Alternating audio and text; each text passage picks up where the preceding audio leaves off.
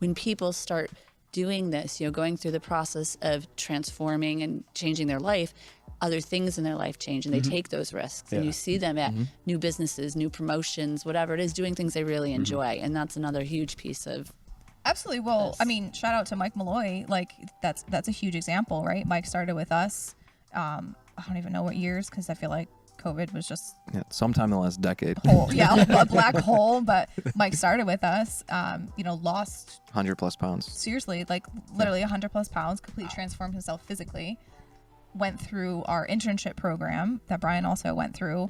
With that, you do have to read a lot of books. And you mostly did that while working full time. Yeah. And he said, I saw him, I don't know, maybe 6 months ago or so, and he said that because of all the stuff that he learned through OB training and through the internship program, he's like, I was so complacent in my job. He's like, I never necessarily tried to strive for more for 6 or 7 years.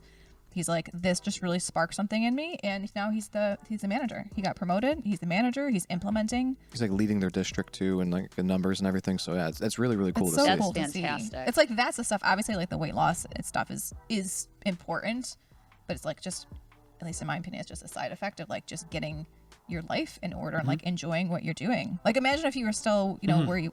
I have nightmares periodically. It's not fun.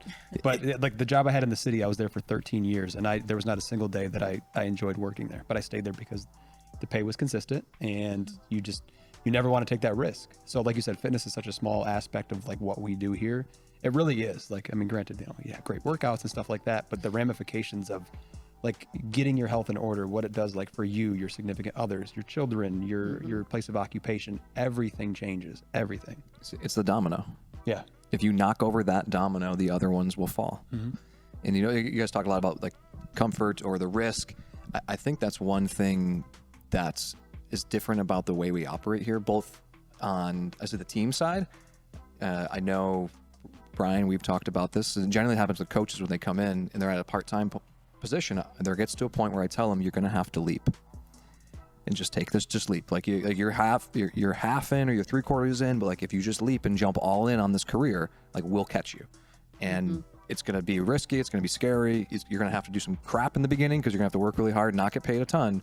But if you get through that, like it's worth it. And I think I always told Carly and Joe back in the day, like if you eat shit in the beginning, you can have caviar for the rest of your life. And I think you could take that concept and apply it to anything, whether it's your career or your personal life. And we're going back to that journey and that transformation you have to go through, and it's hard and it's difficult. But if you eat that shit just for that period of time, the person you are on the other side of it, you can do anything you want. Same thing with your career, like just jump. Like, and as long as you remind yourself in your head that if you don't quit, you can't lose. Just don't stop going forward or stop doing something. You're not going to hit bottom, or whatever your bottom thinks, like whatever you think that is, as long as you keep doing some forward action moving forward.